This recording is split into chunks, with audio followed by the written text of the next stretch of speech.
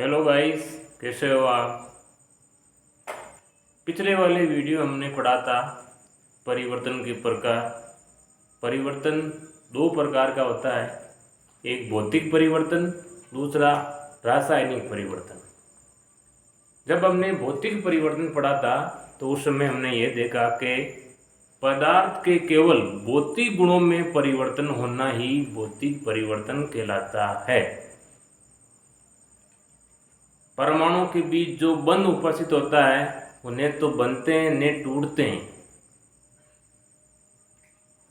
आज हम पढ़ने वाले हैं रासायनिक परिवर्तन। रासायनिक परिवर्तन को रासायनिक अभिक्रिया भी कहते हैं। और जब रासायनिक अभिक्रिया या परिवर्तन की बात आती है तो हमारा सीधा सा पॉइंट आता है कि पदार्थ में उपस्थित परमाणु के बीच जो बंध उपस्थित होते हैं उनका टूटना या नए बंधों का निर्माण होने की प्रक्रिया ही रासायनिक परिवर्तन कहलाता है। देखते हैं केमिकल रिएक्शन, रासायनिक अभिक्रिया या केमिकल चेंज, रासायनिक परिवर्तन, दोनों एक ही बात है। यहाँ पर रासायनिक का जो मीनिंग है, अर्थ है, वो ये है कि बंध का बनना या टूटना, परमाणु के बीच बंध का बनना या टूटना। अभिक्रिया का यहाँ पर अर्थ है परमाणु के बीच। कुल मिलाकर के ये कहना है कि परमाणु के बीच बंध का बनना या टूटना, ये प्रक्रिया होकर के कुछ नए पदार्थ या उत्पाद का निर्माण होना। इन दोनों का कॉम्बिनेशन करने पर रासायनिक अभिक्रिया की कुछ परिभाषा बनती है कि परमाणु के बीच बंध का बनना या टूटना रासायनिक अभिक्रिया कहलाता है। या फिर जब बंध बनेंगे टूटेंगे तो नए परमाणु के साथ बंध बनेगा, नए परमाणु का समूह बनेगा। तो सीधी सी बात है, पदार्थ के रासायनिक संगठन में परिवर्तन हो जाएगा। तो यूं भी कह सकते हैं पदार्थ की रासायनिक संगठन व गुणधर्मों में परिवर्तन होना रासायनिक अभिक्रिया कहलाता है।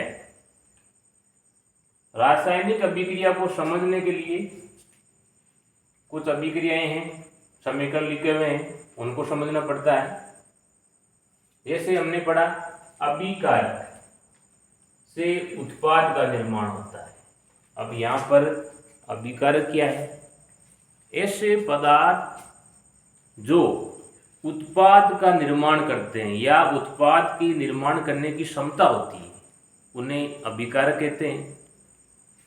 एक अभिकारक दो या दो से अधिक अभिकर्मकों से मिलकर बना होता है।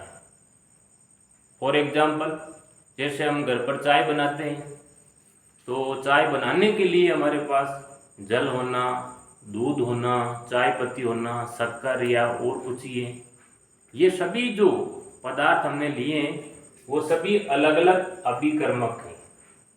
इन सभी को मिलाकर के जो हमने पदार्थ लिया है उसको अभिकारक कहते हैं। फिर हमने गर्म किया, हीट दी, कोई न कोई उत्पाद बनता है, नया पदार्थ बनता है। तो जब ये अभिक्रिया होती है तो अभिकारक या अभिकारक में उपस्थित अभिकर्मकों के अंदर जो परमाणु हैं उनके बीच जो रासायनिक बंध है वो टूटते हैं और नए परमाणु के साथ सहयोग करते हैं, नए बंध का निर्माण करते हैं। ऐसा करने पर जो परमाणु का समूह है उसमें परमाणु का नया संगठन बन जाता है और एक नए पदार्थ या उत्पाद का निर्माण होता है।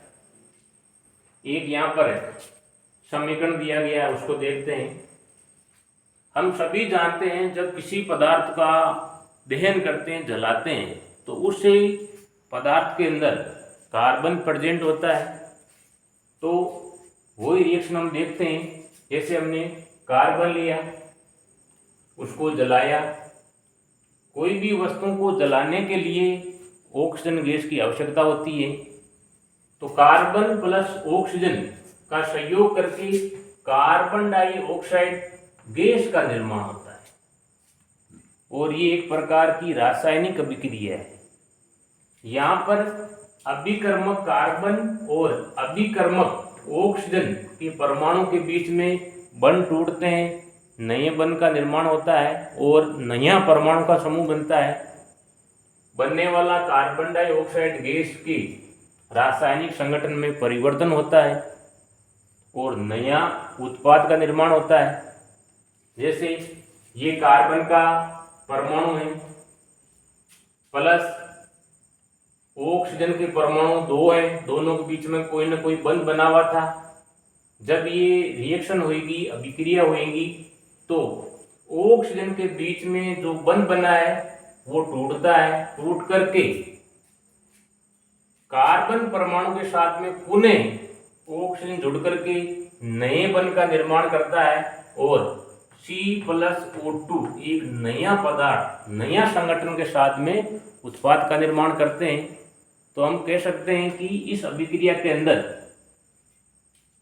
कार्बन और ऑक्सीजन जब ये दोनों के परमाणु संयोग करते हैं तो पूर्व में स्थित ऑक्सीजन परमाणु के बीच में जो रासायनिक बनता वो टूटता है और नया कार्बन के साथ में ऑक्सीजन परमाणु नया बंध का निर्माण करता है। इसी प्रक्रिया के दौरान जो बनने वाला उत्पाद है उनके रासायनिक संगठन और गुणधर्म में परिवर्तन हो जाता है। अब हम प्राप्त उत्पाद से वापस अभिकारक नहीं बना सकते।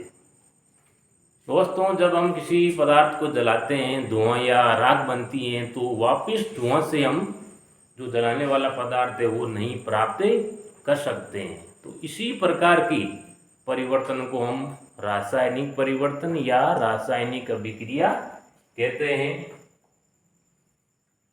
पदार्थ के रासायनिक संगठन में परिवर्तन हुआ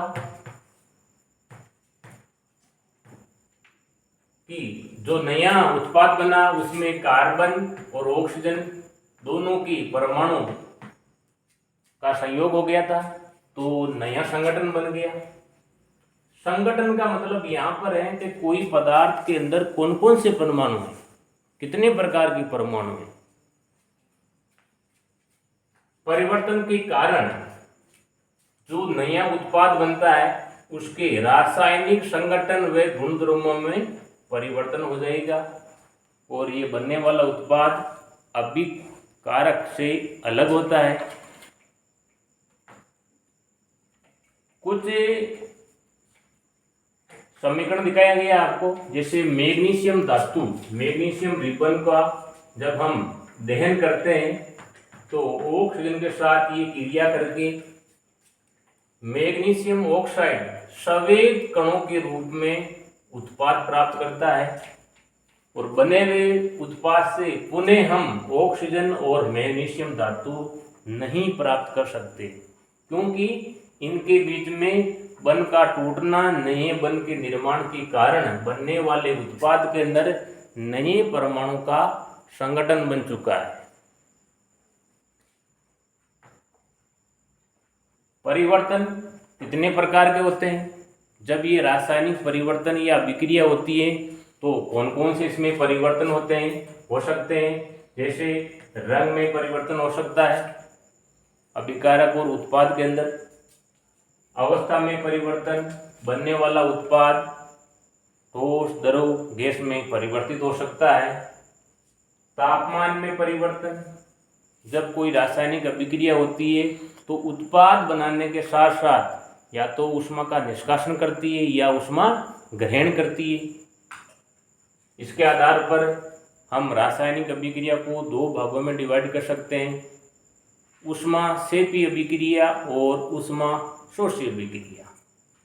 जब नेक्स्ट वीडियो हम इसकी प्रकार पढ़ेंगे तब उनको विस्तार से देखते हैं।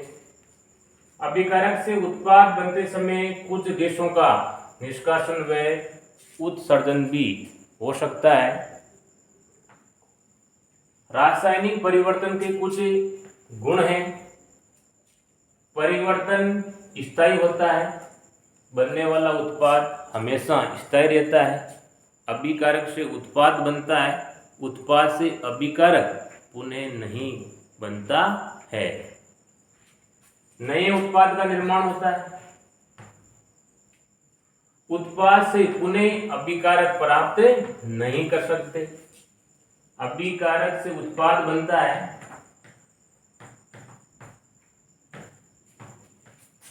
लेकिन उत्पाद से पुनः अभिकारक नहीं प्राप्त होता है। कुल मिलाकर के दोस्तों हम ये कह सकते हैं कि कोई भी पदार्थ में उपस्थित परमाणु के बीच बंध का बनना या टूटना, इस प्रकार की प्रक्रिया होकर के कुछ नए पदार्थ का संगठन बनता है, तो उसे हम रासायनिक परिवर्तन कहते हैं। धन्यवाद।